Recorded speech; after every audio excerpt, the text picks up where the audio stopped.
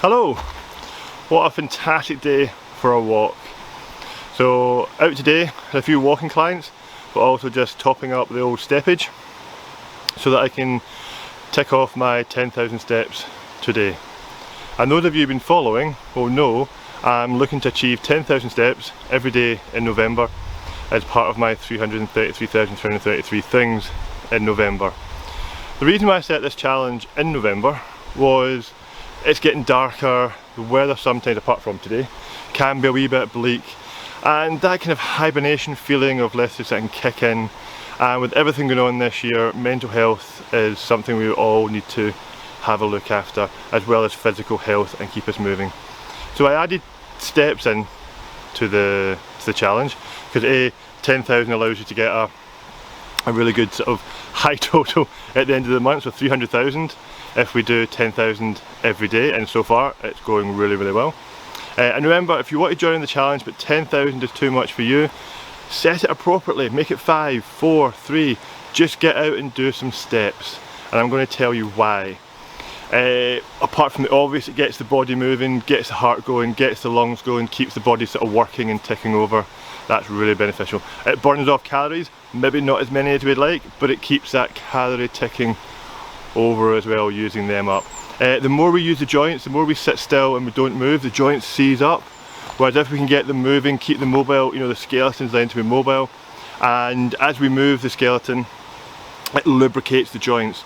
So the very fact of just movement and keeping it going and getting the body moving is hugely beneficial in its own right. As well as that, there's other stuff going on, especially getting outside into nature. You know, even getting near water. We'll talk about that in a minute. Or just walking around the park, walking around the block, getting outside and walking for other benefits.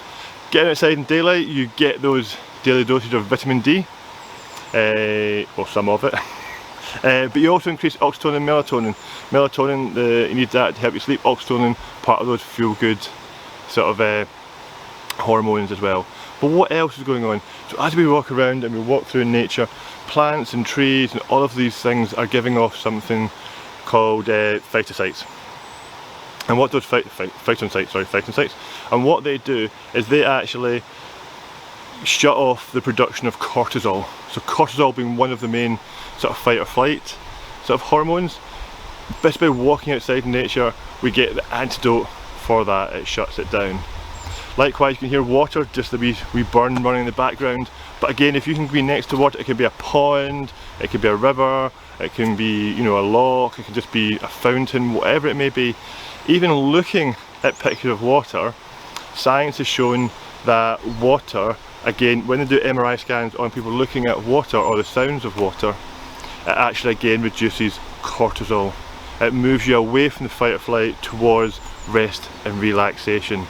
So again, huge benefits just being near water, being outside. When we're out here as well, we can hear some birds singing, I can feel the wind in my face, there's lots going on. I'm lucky enough to be out in the country, so I'm looking at some mountains, lovely trees. I was doing a wee bit of bird watching back there a minute ago. And all of these sort of things bring calmness into the mind as well, allows the mind to shut off. It's not thinking about, I've got the dishes to do, the ironing to do, I've got that job in the house to do, or I've got work to do. Just brings you present to the moment. And when we see things that make us go wow, or look at that, or that's fantastic, it also helps increase dopamine, that good neurotransmitter, to help us feel good also. On top of that, you've got fractals. So things like the bracken, there's some bracken back here, trees with the leaves off them, even the backs of trees, the veins, they're called fractals. And when the brain sees this, you won't be aware of it. It's like snail shells and everything as well, or bird's feathers. They're the same shape, but they're duplicated in different sizes to make up the large size. And that as well, that highlights part of the brain, which is the feel-good part of the brain. So if you're putting an MRI scan again, and to put on some music, your favourite music, and that part of the brain that lights up, same part of your brain lights up when you see these fractals. So again, another benefit. You don't even have to think about it, just walking along in nature, in the countryside, you know, even in urban areas, looking for plants, looking at the trees, looking at these things, you will get these added benefits of just being outside doing this thing.